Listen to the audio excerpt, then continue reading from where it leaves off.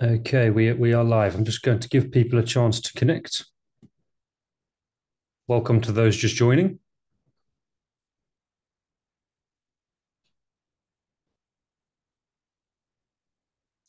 Great. Thank you everybody for coming along. Welcome to session 11, where we're going to be looking at inclusive resilience for all. Just another reminder about the chat and the Q&A. Please continue to use that. You've all been fantastic at contributing, and it's very, very much appreciated. So there is also interpretation into French, and there will be interpretation into sign language as well. They're on their way. So I'll hand over to the PIFs team over there. Over to you. The floor is yours.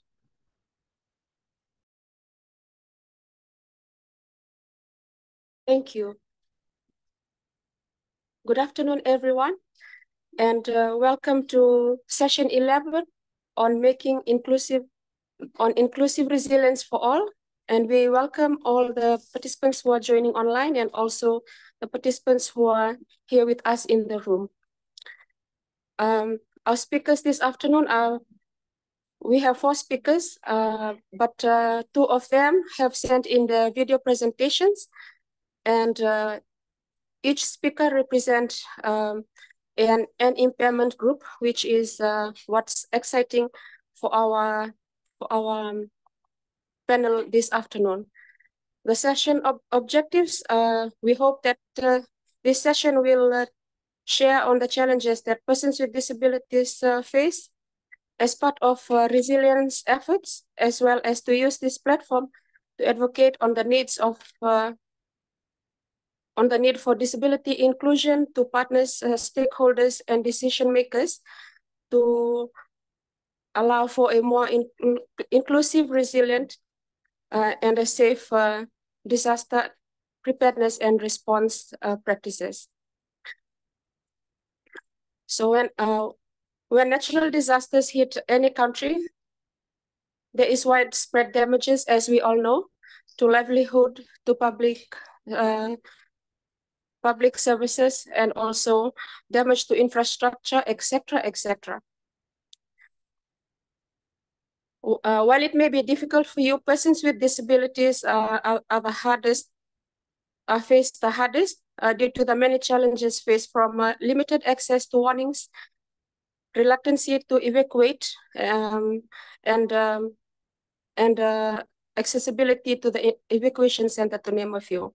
So situations like this not only compromise the immediate safety, but also provides us with added anxiety and stress. So development needs to be inclusive at all levels, from the policy level at the national, right down to the community level. And given these scenarios and more, resilience for persons with disabilities can be quite challenging. Resilience for us means we experience, we fail, we hurt, we fall, but what must we try to do is to keep going. And to share more on that, this afternoon we have our first speaker, Ms. Naomi Nabode. She is currently the president of Spinal Injury Association, and she will be sharing the challenges that persons with physical impairment face, and also provide some solutions as how partners, including how partners can work together with organizations of persons with disabilities to ensure that persons with physical impairments and their needs are met and are strengthened as part of their resilience. Good evening, everyone. Persons with physical disabilities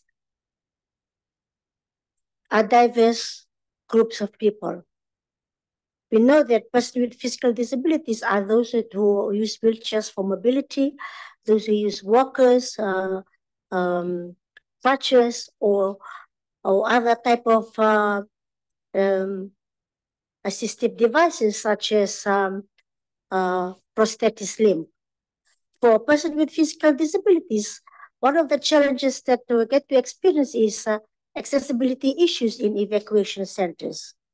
Why? Because it does not have proper ramps, railings, facilities such as bathroom and toilets are not accessible to accommodate persons with physical disabilities.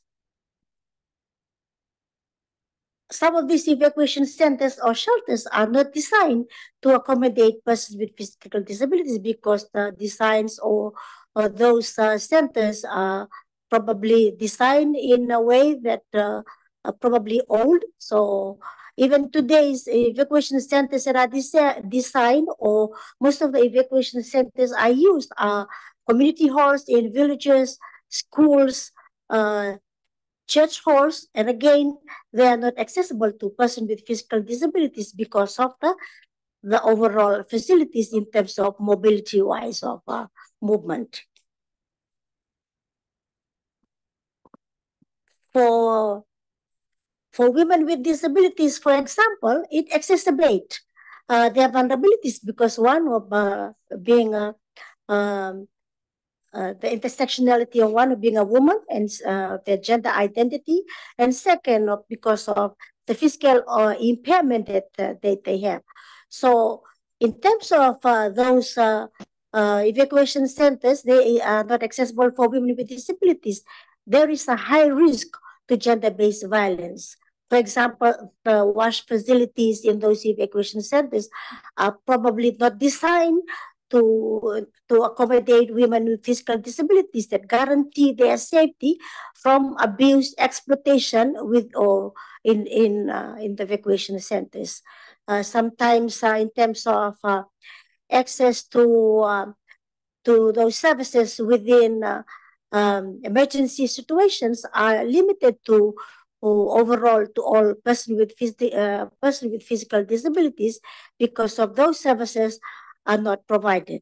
There may be they are provided, but the accessibility issues in terms of the infrastructure of the environment and how it is designed does not accommodate or cater for persons with physical disabilities.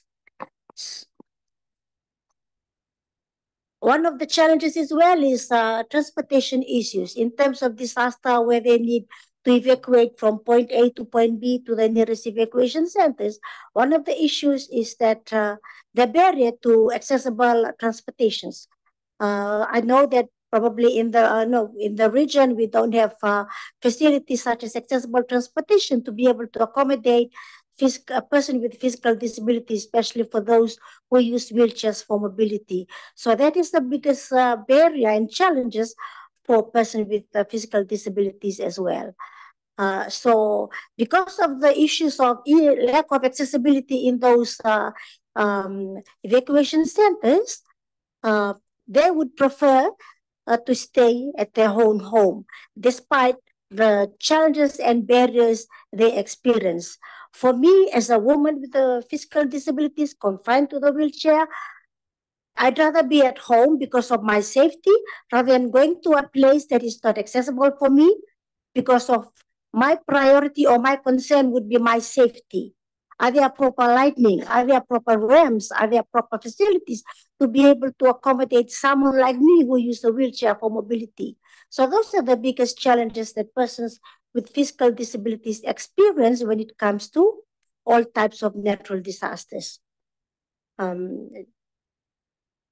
The accessibility issues again, I'd like to emphasize more on this because no matter how services is provided by service providers in terms of natural disasters, if those services are not accessible, it's still going to be difficult and challenges for persons with physical disabilities.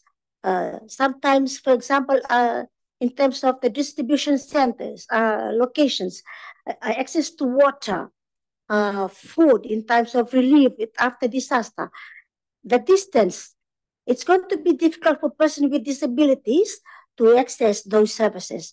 Because why? Again, those services, the facilities are probably not accessible to accommodate persons with physical disabilities.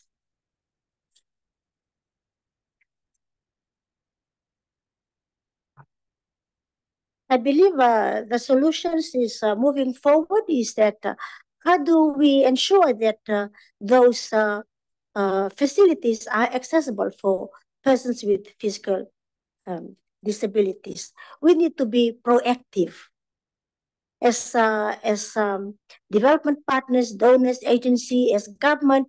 We need to ensure that our policies and laws are able to address the challenge of ensuring that to make sure that those facilities are accessible to persons with disabilities, especially for those with physical disabilities.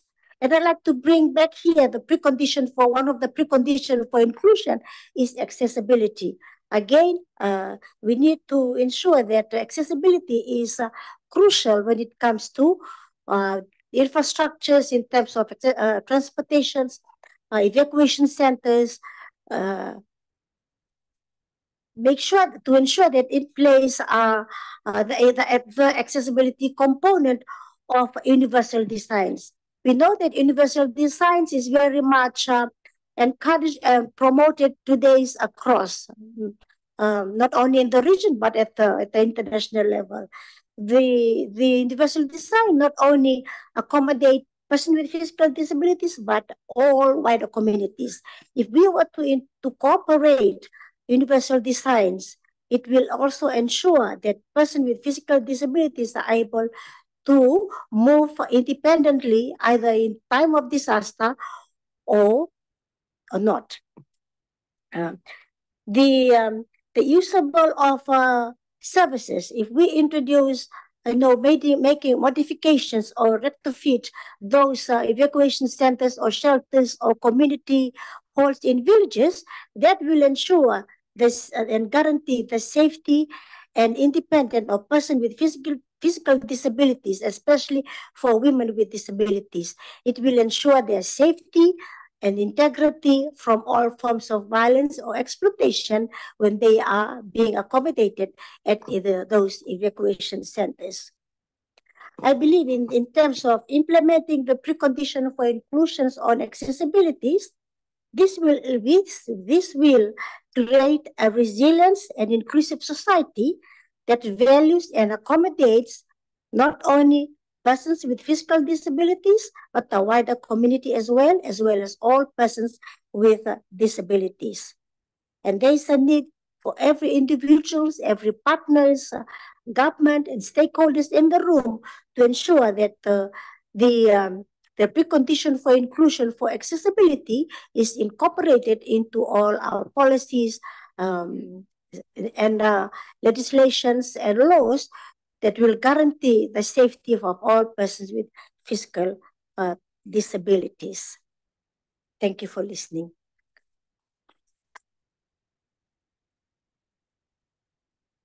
Thank you, Naomi. Our second presentation this afternoon is a pre-recorded video from one of our member countries from Cook Islands, from Veronica George. She is a deaf woman, and she comes under the organization of persons with disabilities known as the Cook Islands National Disability Congress. And she will be sharing one of her experiences when a tsunami hit Cook Islands in 2008.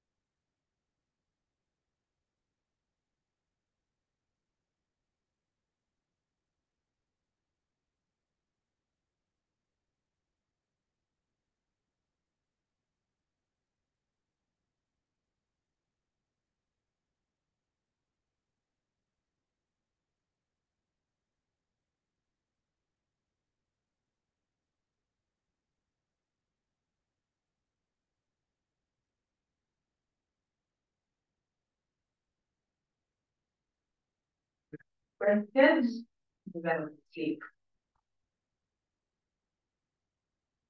I think the one.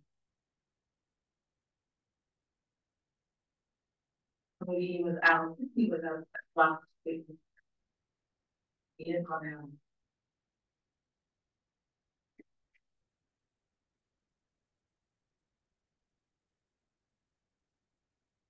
So we were asleep, Indiana was asleep. No one came to wake us up. We didn't feel any sound. We didn't hear anything.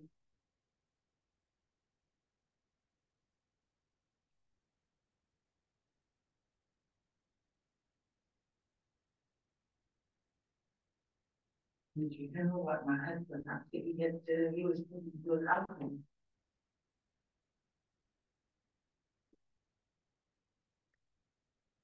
My nephew and Daphne, they have a car and they came to,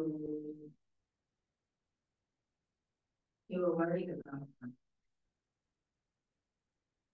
So they rushed me to my husband and they said, leave me, please your wife. My husband was fine. And he said, oh, maybe she's home.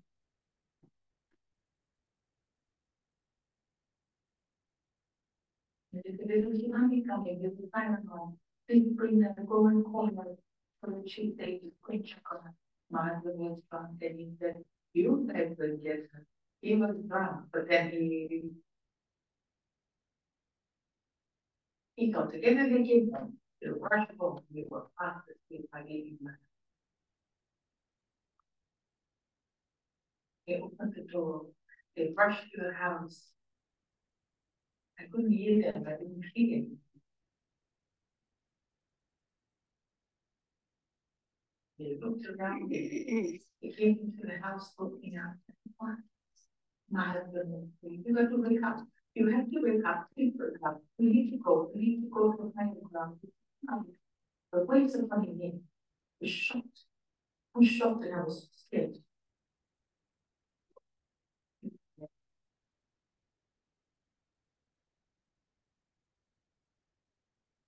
People rushed up here and it was building, people were everywhere just rushing to safety to be up here.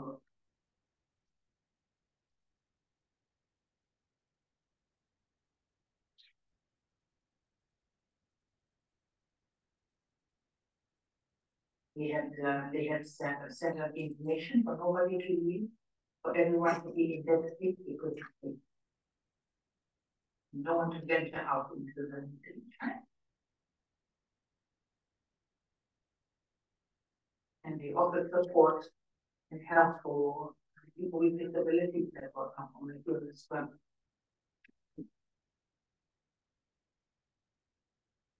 So that's what happened. It took my husband a lesson. So you need to always remember that I am there. And when something happens, you need to come for me.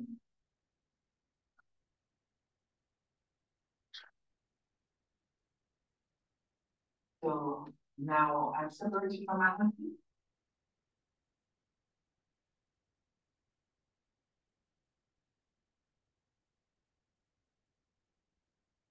And this was happening in the 19th. So our neighbors, we didn't know what was happening now. It was likely that my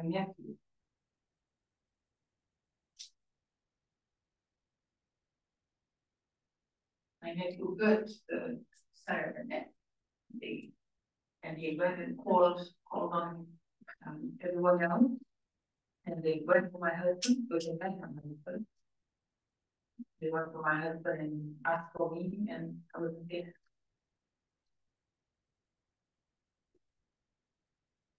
So we have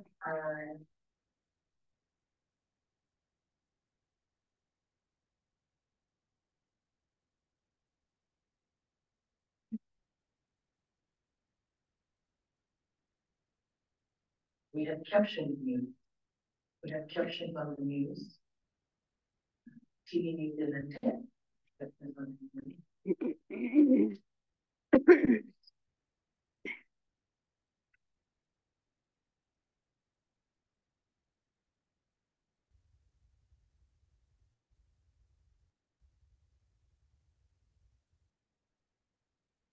Usually the information I receive is on Facebook. They announce it on Facebook. Okay, when something happens, a warning comes out on Facebook, I'm able to access that.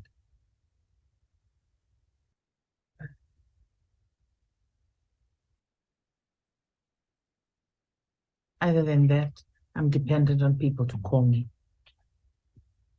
to come and tell me if something is happening. So if I don't have my phone at home, if I don't have my phone with me, it's quite a risk. I'm heavily reliant on people, hearing people to come and call me if there's an emergency. For TV, if it happens, if the announcements come on TV, it's good because we have access to television. On radio, I cannot hear radio. So warnings are coming on radio, I cannot hear.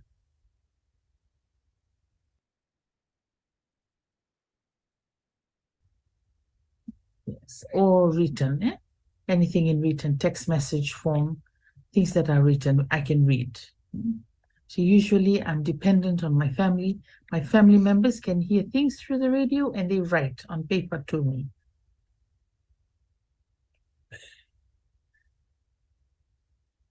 So here at work, we have Mataiti, and when he hears information and I'm working, he usually comes and calls me. Yeah, and he tells me, there's adverse weather conditions. You need to be aware and you need to be careful. So I'm really grateful that my little family here at work looks after me. They know that I need information, so usually they come and they pop by the office and inform me of what's happening.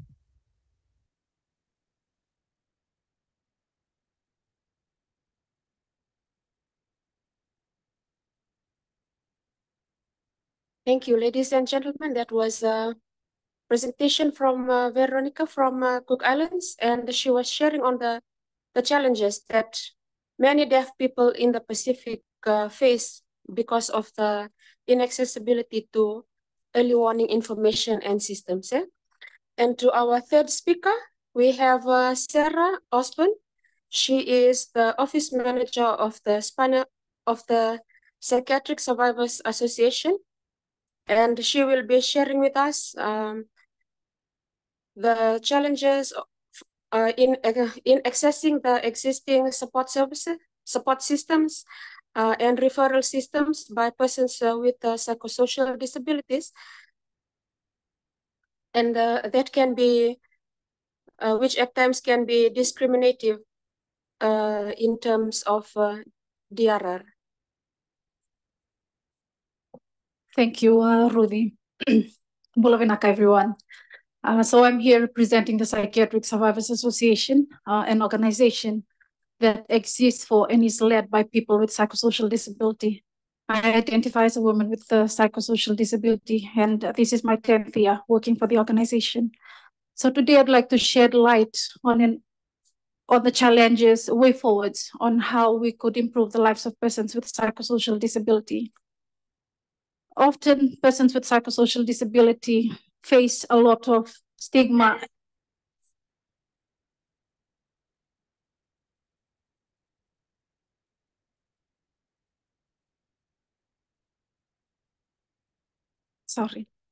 So often persons with psychosocial disability face unique challenges during disaster planning, response, and evacuation.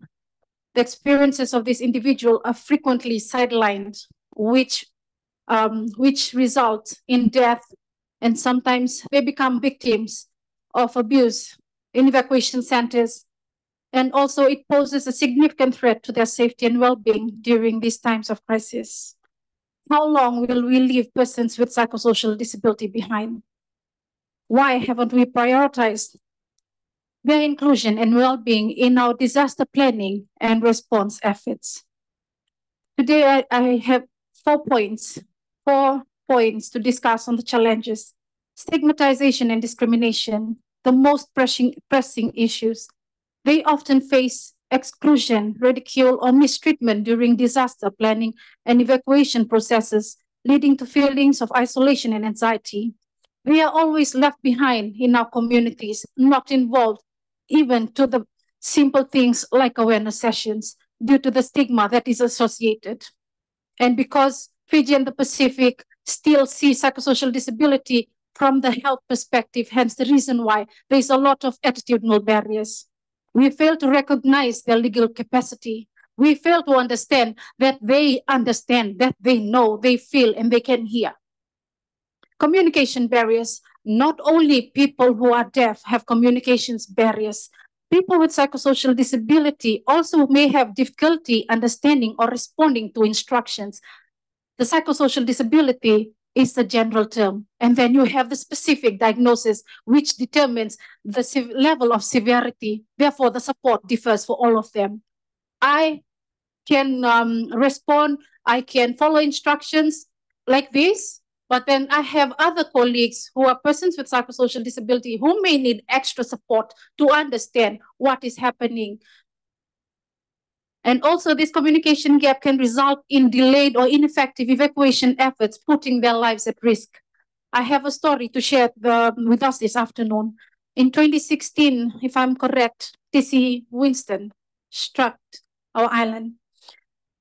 The tragic result of communication challenges and stigmatization emerged when two siblings, both living with psychosocial disabilities, found themselves alone during a cyclone on their island in Vanuatu. In the early morning hours, one of the siblings left their home in trying to reach the evacuation center. But this decision proved fatal. In the midst of the storm, a roofing iron sheet struck her head, leading to her untimely death. The second sibling, staying behind in the damaged house, narrowly survived as the house collapsed. This traumatic experience left her with worsened mental health conditions, and she ceased to engage in the activities she once enjoyed. In the aftermath, the response effort included building a new house for the family. However, instead of ensuring the well-being of the sibling that survived, the family moved into the new home, leaving the surviving sibling to reside alone in a cramped, tiny tin house that accommodated only a single bed and two people sitting inside. Goes back to my question, how long will we leave people with psychosocial disability behind? This tragic situation reveals several significant gaps. The initial evacuation plan did not account for the specific needs of individuals with psychosocial disabilities, leading to the fatal incident. The surviving sibling was left alone in a small tin house, indicating the presence of stigma and social isolation. The surviving sibling's mental health deteriorated after the traumatic event, and she stopped engaging in daily activities. The family's decision to move into a new house, leaving the surviving sibling in a tiny house, represents a failure in providing proper support. Lack of appropriate support also is also a challenge for persons with psychosocial disability. As I mentioned earlier, Fiji and the Pacific are still persons with psychosocial disability are very much dependent on the health system. And when natural disaster come into place, it often disrupts the services that's provided. It often destroys their home, whereby their medications are washed away, and they have lack of medications in that period of time. So therefore, limited access to medications, therapy, and counseling further compounds to their vulnerability and makes it more difficult for them, because they start to experience signs and symptoms of having relapse. Physical barriers, this I am referring to the evacuation center. It is challenging. This is a great area as well, as challenge for persons with psychosocial disability. Most of them have anxiety and panic attack present. It is with them. And moving into a small evacuation center where it's so full of people, for example, in a community, and you only have one and everyone has to stay together, this can contribute to them becoming unwell. And also sometimes the lighting inside the building is not accommodating or to the individual. And to create an inclusive and resilient, to create an inclusive and resilient network of support, we should start raising awareness. awareness needs to be ongoing, because different service providers, different people, different staff and volunteers, they change over time. People change over time, and disasters happen every time.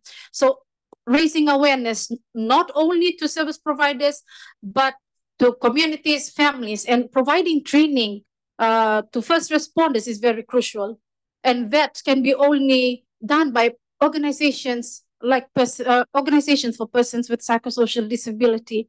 We should also develop inclusive communication strategies. Disaster planning efforts should incorporate inclusive communication strategies. This could involve the use of visual aids, simple language, and providing information in various formats. And also, please, let's make sure that community heads are including people with psychosocial disability. Not only when the disaster is happening and they're sending persons with psychosocial disability to carry that, bring this child, bring this old man. Yes? Ensuring adequate support services, like I mentioned, in Fiji and the Pacific, individuals with psychosocial disability have been primarily dependent on the medical model for care and support. Given this resilience, it is important to prioritize their access to necessary medications and services during and after disasters to prevent relapses. In this case, partnership between disaster management agencies and mental health organizations are essential to ensure this. Also, in terms of infrastructure, it should be designed with inclusivity in mind. Evacuation shelters must be accessible for persons with psychosocial disability. As I also mentioned, the size and the lighting needs to be taken into consideration. Involve persons with psychosocial disability. I challenge you, please, if you have organizations of cross disability, disability in your Pacific Islands, do support them. Do support them to also establish their own subgroup for persons with psychosocial disability. Their input is valuable for creating solutions that can genuinely cater to their unique requirements. Only they can tell their story better. Please, let's not assume all the time that we know what they need. Strengthening coordination among stakeholders is the last point on my way forward.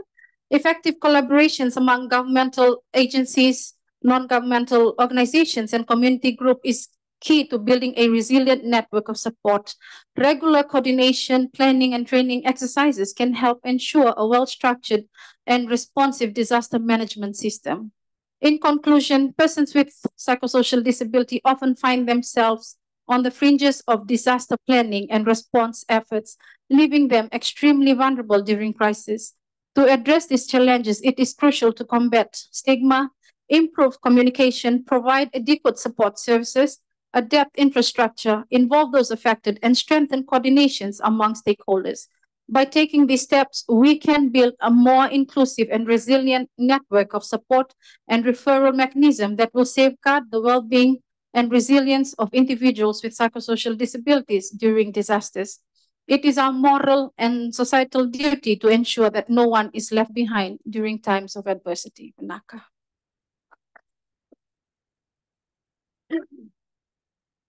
Thank you, Sarah.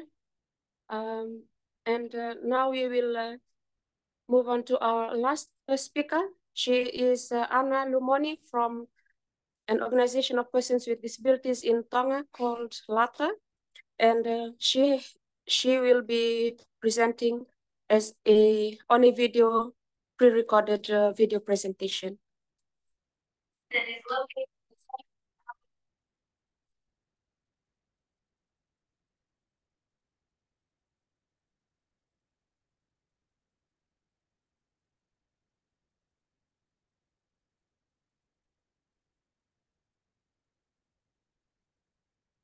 That is located in the center at the top of the screen. Hi everyone, and Malolele to you all. My name is Anna, and I'm representative from the Lavamea Tailo Disabled People Association, which is known LATA or LATA. LATA is a self-advocacy group, and our role is to lobby and advocate for the right of a person with disability in Tonga.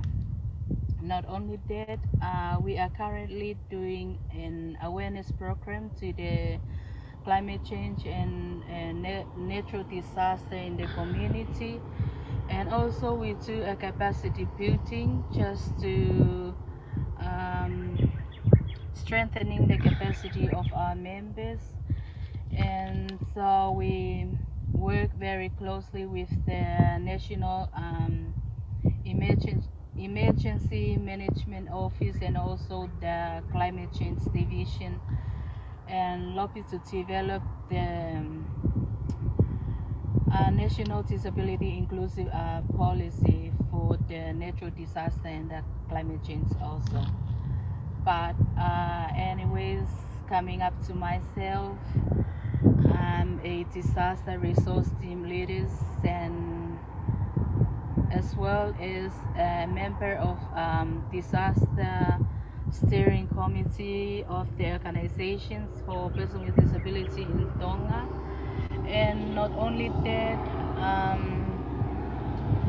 I helped the organization to conduct the training and the awareness raising throughout the community.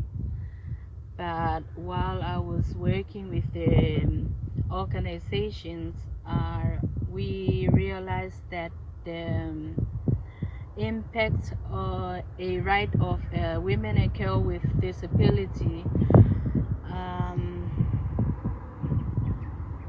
before, during, and after the natural disaster, it's a real challenge, because we know that we are not included in a national emergency management plan of the government there, but it's really important for the government to realize that the full and effective participants of women and girls with disability in planning and decision making, to make sure that the safety and the protections of themselves in natural disaster, and also to prioritize their needs. And the other things about the facility and the informations, I know those two things, it's a big challenge, because they are not accessible to accommodate the need of women and girls with disability during the disaster. And also the lack of consultation between the government and the service provider, and also the disability organizations, just to make sure that they truly understand how to catering a women and girl with disability before and during the natural disaster. I think this is some of the things that it's really affect the rights of a women and girl with disability in natural disaster. Resume button.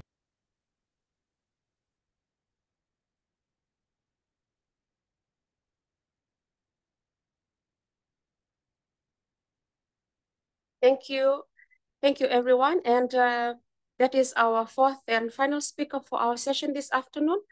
And we are so grateful to be having hearing voices of women with disabilities this afternoon. I just realized that all the speakers are women, strong women in their own communities, in their own organizations. And now we have come to time for Q&A.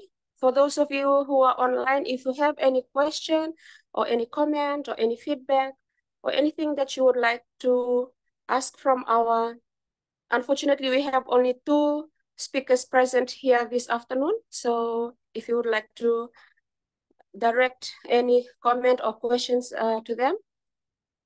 First, we have Solomon Islands, who is thanking Ms. Sarah Osborne for highlighting and drawing awareness to the needs of persons with psychosocial disabilities as part of inclusivity.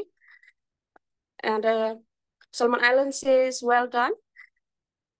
In Solomon Islands, the most barriers that prevent inclusive approach from being implemented effectively are that of resource training, support awareness, and collaboration. So, and she says, how long will people with psychosocial disability continue to live in such situations? How long will it take for responsible authorities to address these issues? Oh, this is from the Solomon Hub. Thank you, Solomon Islands.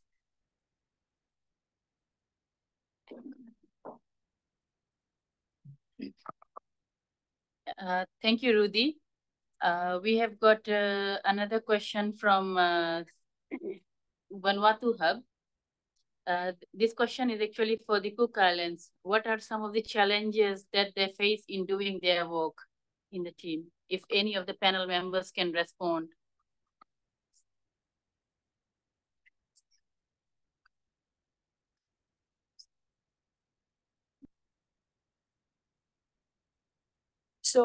So maybe I can start. For persons who are deaf, or our deaf brothers and sisters, one of the challenges that they face is the lack of the support service, which we know as sign language interpreters.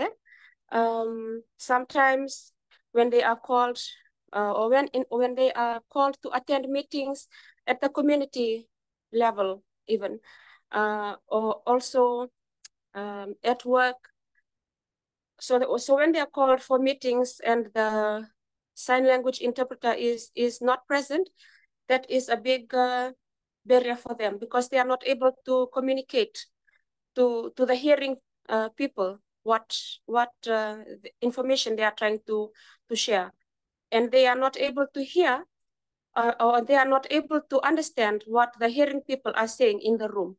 So that is one of the precondition to inclusion that should be enabled to ensure that our deaf friends are also participating, are also able to attend meetings or to go to school or to visit the health center and inform the nurse or the doctor the problems that the health problems that they are facing, or even go to the court to attend their court case, for example, if there's any.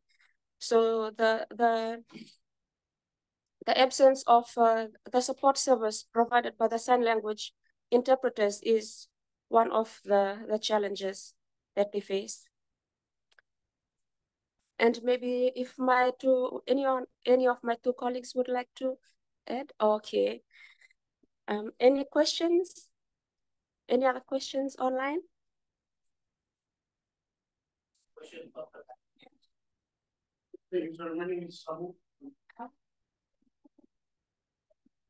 Okay, we have some questions here in the Fiji Hub.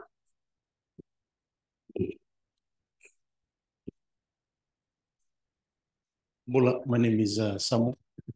Used to work for Red Cross. I do my own consultancy now, but I've been working with the program for the past years. Firstly, I must thank the ladies for the boldness in sharing your stories. Now, something I've, not only today, but I've get the trend over the years, like on some challenges you face, people with disability working with the government. I know because with the years of experience in NGO sector, when we lobbied for, or when we advocated for gender-based violence and how we have special gender-based violence officers around in different organizations, we allocated them. Has there been any step or approach done that you have specialists or liaison person with people with disability that are working from government side or are employed with any of the government in the Pacific Islands? Thank you.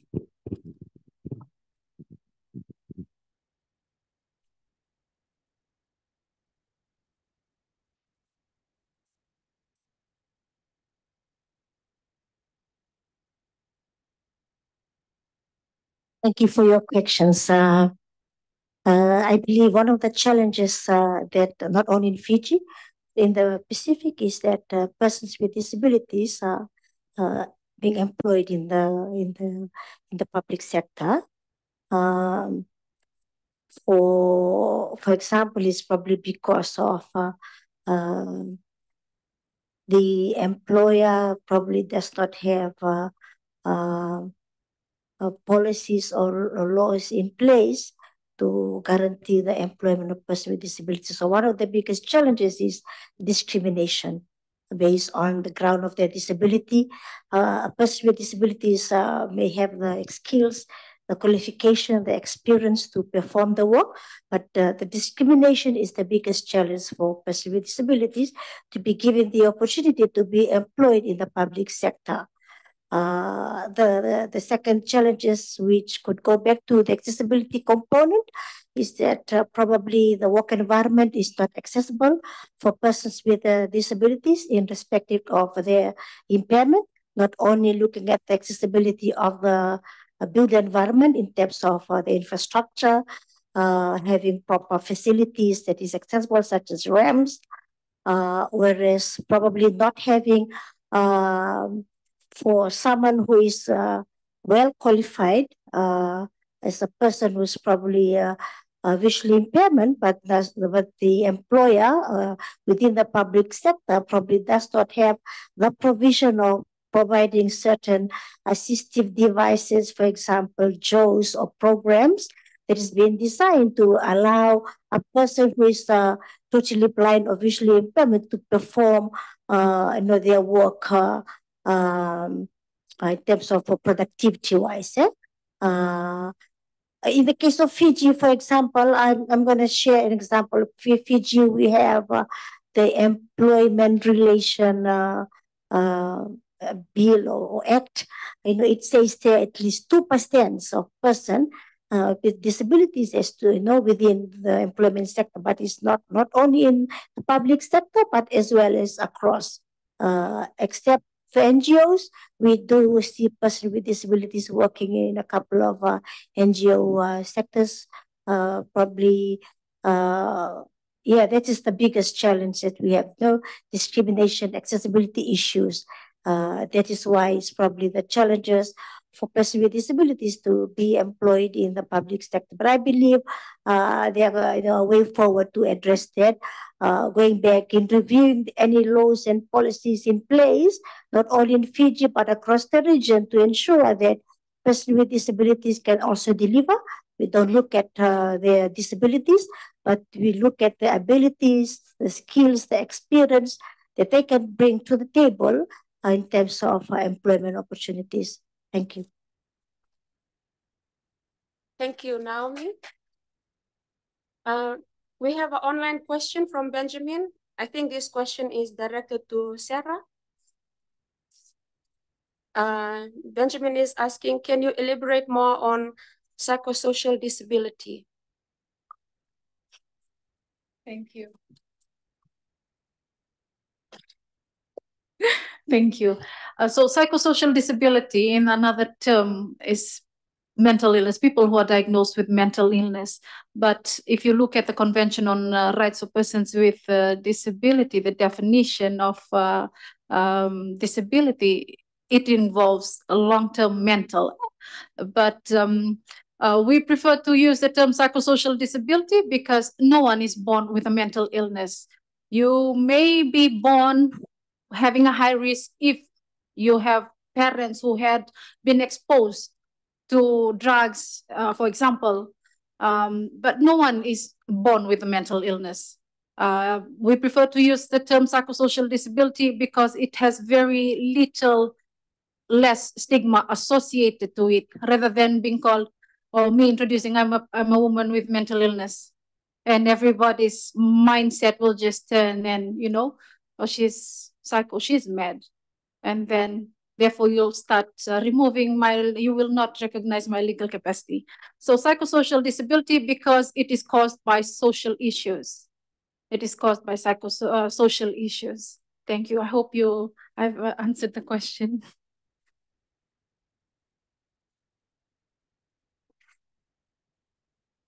And we also, thank you, Sarah. And we also have another question from the Vanuatu Hub. What are the gaps seen in the Pacific region hindering us to progress further in this work? Maybe if I can start to answer this question using the preconditions, for example. So some of the gaps that hinder organizations of persons, that hinder partners and government stakeholders working together with organizations of persons with disabilities in resilience efforts, as highlighted by Naomi, is the accessibility issue. Accessibility, when you talk about accessibility, is not only accessibility to the built environment, it is also accessibility to information that we have heard from Veronica's video, and also accessibility to the facilities and the services that are provided. When these accessibility features are not enabled, it will hinder strengthening the partnerships with partners and also with the different stakeholders we have.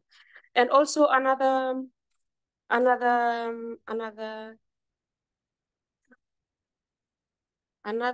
way that can strengthen the gaps is also the having community-based inclusive development at the community level, having the different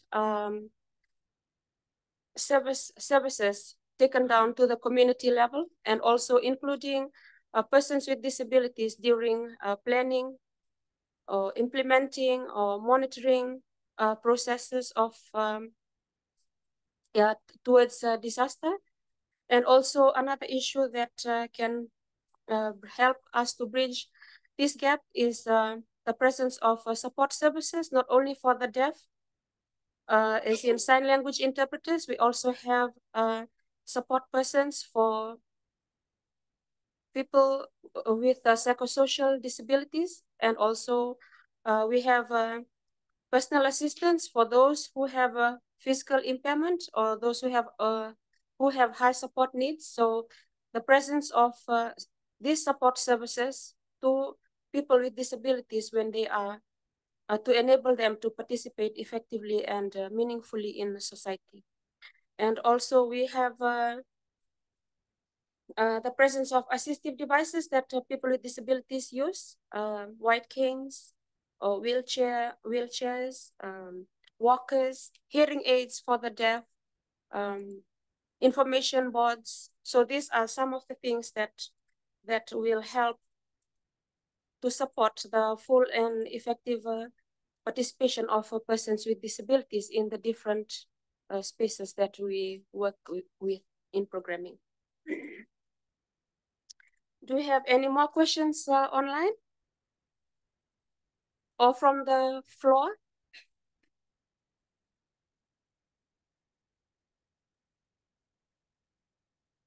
Thank you, Rudy. We can see a comment from Solomon Islands Hub. In their country, they are open for the challenges in inclusion of people with disabilities working in the public sector or public service. Therefore, this gap should be in our policy strategies addressed. Thank you, Solomon Islands Hub. Thank you.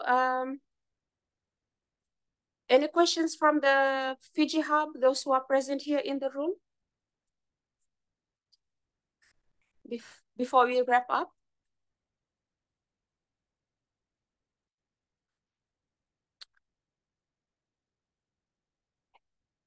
Okay, before I wrap up, I'll give the time to our colleague Naomi.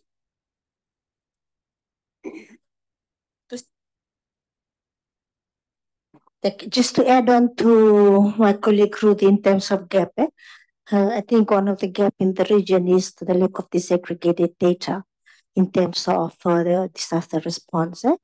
in relief effort? How do you ensure to address the gap, to ensure that you have data in place on persons with disabilities when it comes to relief effort? At times, persons with disabilities don't access those relief in times of pre and post disaster, whether it's in relief support services provided out there. The reason I say this, that I just want to quickly share my experience here, is that in 2009, I experienced the biggest flooding. And after the flooding, for 3 days, I was stuck in my home, surrounded with debris. When the relief came around to distribute waters, I asked for those waters, for a few bottles of Fiji waters. The response came back to me and said, "Oh, we don't have any questions or anything on disability, so that's why we are not giving you any water." So where to from here? How can we work together to support the organizations of persons with disabilities across the region to ensure to address those gaps, to ensure that every in terms of whether pre and post disaster, how do we ensure that persons with disabilities access those services? How do we ensure that the assistive devices are washed away during disasters are provided? It's not only the role of the OPDs to provide those services, but it's all about collaboration and partnership to ensure that key partners, government being that taking the lead role in providing those services to persons with disabilities in time of disasters. Thank you. Thank you, Naomi. So, colleagues, there you have heard it. And just to wrap up,